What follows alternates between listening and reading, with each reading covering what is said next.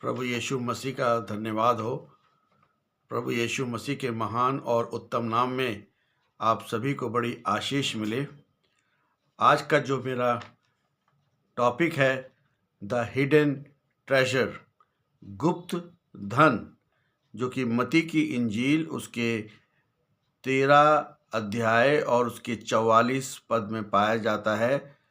Gospel according to Saint Matthew chapter 13 verse 44। यहाँ पर इस प्रकार से लिखा हुआ है कि स्वर्ग का राज्य खेत में छिपे हुए धन के समान है, जिसे किसी मनुष्य ने पाया और छिपा दिया, और उसके कारण आनंदित होकर उसने अपना सब कुछ बेच दिया और उस खेत को मोल ले लिया। ये जो दृष्टांत प्रभु यीशु मसीह ने बताया है, ये बहुत ही स्वर्ग के राज्य के बारे में बातचीत कर रहा है।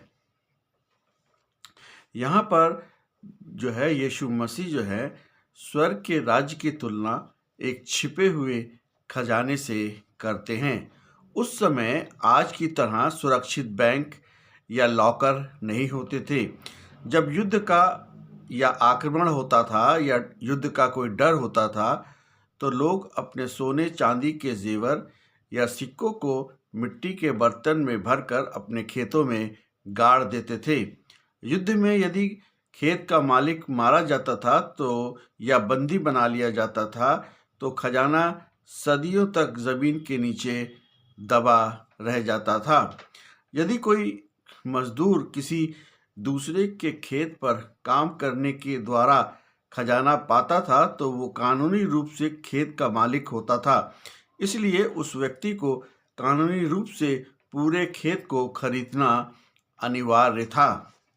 बहुमूल्य खजाना, स्वर्ग का राज्य के बारे में यहाँ पे बातचीत हो रही है कि स्वर्ग का जो राज्य है वो मसीह के साथ संबंध दुनिया की किसी भी भौतिक संपत्ति से कहीं अधिक कीमती है।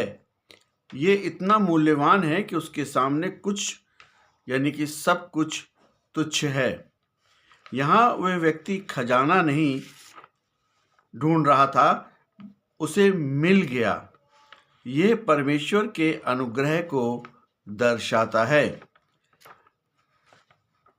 त्याग का आनंद, वो व्यक्ति मारे आनंद के अपना सब कुछ बेच देता है और स्वर्ग के राज्य में प्रवेश करने के लिए आधा अधूरा समर्पण नहीं चलता है। मसीह को अपना केंद्र बिंदु बनाने के लिए हमें अपने अहंकार, पुरानी आदतों को पूरी तौर पर छोड़ना होगा और अपने आप को यीशु मसीह को सौंपना होगा। कुछ बाइबल के विद्वान इस प्रकार देखते हैं कि मनुष्य स्वयं यीशु मसीह है, खेत ये दुनिया है, खजाना हम विश्वासी हैं।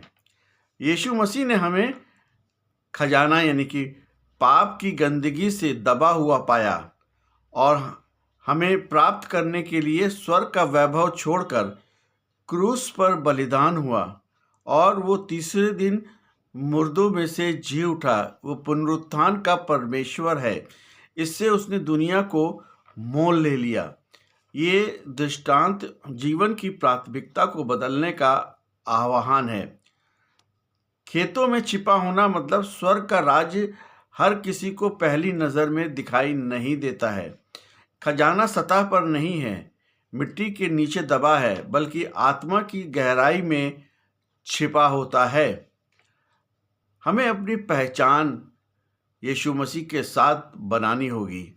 उस खेत में कोई और बहुत से लोग भी गुजरे होंगे उस खेत के आसपास, लेकिन उन्हें पता नहीं चला कि नीचे क्या है। सुसमाचार सुनने वाले तो बहुत हैं, लेकिन असली मूल्य को केवल वही समझते हैं जिन्होंने हृदय में यीशु मसीह को ग्रहण किया है और जिनके अंदर पवित्र आत्मा का वास होता है। सब कुछ बेच देना, यह द कॉस्ट ऑफ डिसाइपलशिप। जीवन का संपूर्ण नियंत्रण हमें यीशु मसीह को देना है। आनंद के साथ वे सामान बेच रहा है और वह उत्साहित है।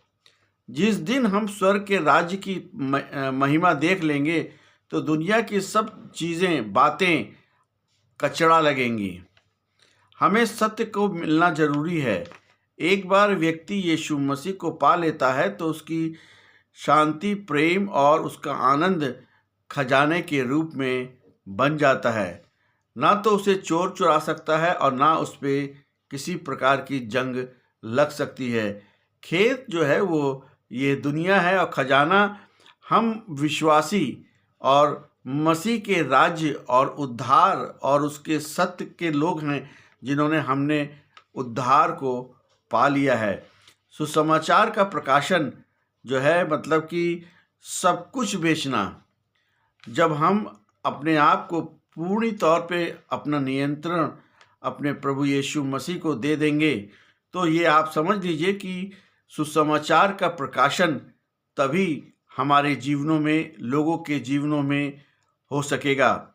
मसीह को अपने जीवन में प्रथम स्थान देना। आनंद परमेश्वर की उपस्थिति से हमें बहुत मिलता है।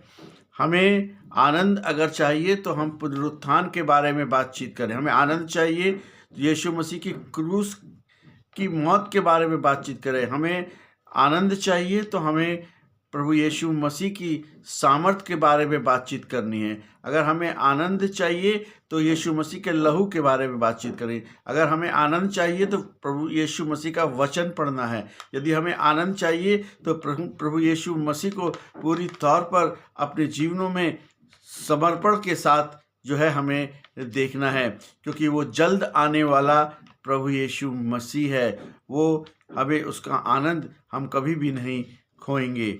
और जो उसकी जो उपस्थिति जब हमारे जीवनों में रहती है तो हम पूरी तौर पर संतुष्ट रहते हैं। इसलिए प्रभु यीशु मसीह पे विश्वास करें, प्रभु यीशु मसीह से अपने पापों को मान लें, प्रभु यीशु मसीह से अपने पापों का पश्चाताप करें और यीशु मसीह को उद्धारकर्ता के रूप में ग्रहण करें। यही सबसे बड़ा आशीष है इस संसार की, ताकि हम आने वाले समय में अनंत जीवन में प्रवेश कर पाएंगे। प्रभु यीशु मसीह आप सभी को आशीष दे। आमीन।